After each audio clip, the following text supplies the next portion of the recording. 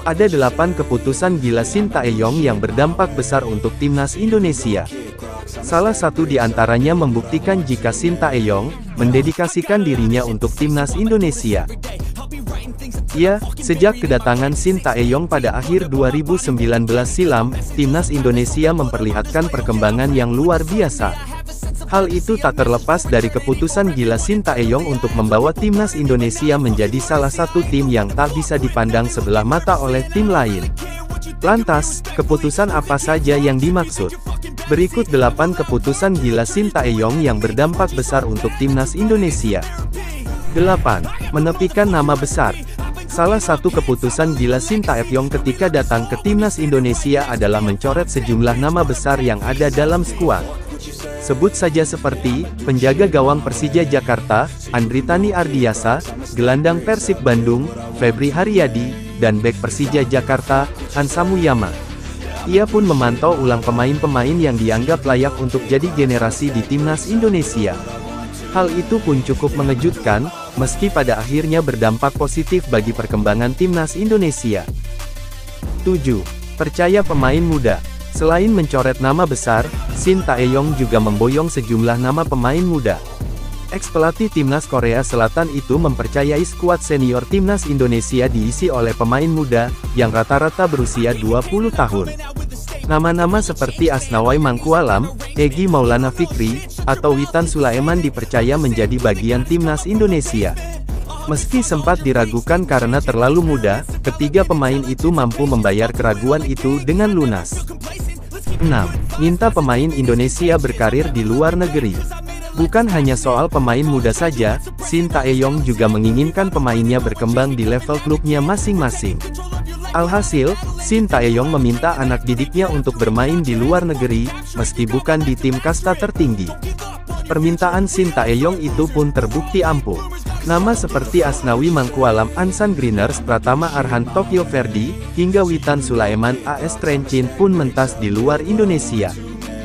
5. Pilih pemain naturalisasi berkualitas. Timnas Indonesia bukan hanya diisi pemain muda saja. Sintayong pun menginginkan keseimbangan pemain berpengalaman di timnas Indonesia. Untuk itu, ia mengajukan permintaan kepada PSSI untuk menaturalisasi sejumlah pemain. Permintaan itu pun dikabulkan.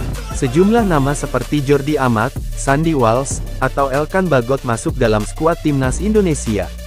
Bahkan nantinya Sain Patinama, salah satu pemain yang mentas di Liga Norwegia segera menyusul ketiga nama tersebut. 4. Tingkatkan disiplin pemain timnas Indonesia.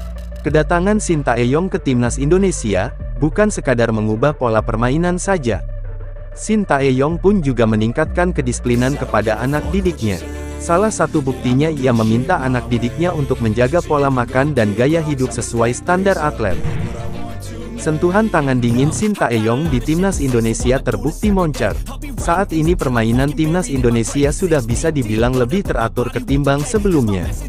Hal itu tak terlepas dari taktik Sintayong yang menerapkan sepak bola modern di dalam tubuh timnas Indonesia. Adapun sepak bola modern yang dimaksud adalah pemain timnas Indonesia terbiasa dengan pressing tinggi, dipadukan dengan umpan pendek seperti tiki-taka antar pemain. 2. Tingkatkan mental pemain. Selain kedisiplinan, juga taktik, Sintayong juga membentuk mentalitas pemain. Selama di bawah asuhan Sintayong, timnas Indonesia kerap menjajal lawan yang punya kualitas di atas skuad Garuda. Salah satunya ketika timnas Indonesia berhadapan dengan Curaçao pada FIFA Matchday September tahun 2022 silam. Menghadapi tim dari Amerika Selatan, timnas Indonesia mampu menang 2 kali dengan skor 2-1 dan 3-2. 1. Melatih timnas Indonesia di 3 level U19, U23, dan senior. Dari semua pembahasan, nomor 1 ini merupakan dedikasi besar Sintayong kepada timnas Indonesia. Disebut dedikasi karena Sintayong rela melatih 3 level timnas Indonesia. Itu dimulai dari level U19, U23, hingga senior. Keputusan itu diambil Sintayong dengan tujuan agar dirinya mudah meregenerasi skuad timnas Indonesia di kemudian hari. Jadi nantinya, Sintayong tak perlu khawatir timnas Indonesia kekurangan pemain muda potensial. Terima kasih sudah menonton video ini. Dan jangan lupa dukung channel ini biar selalu berkembang.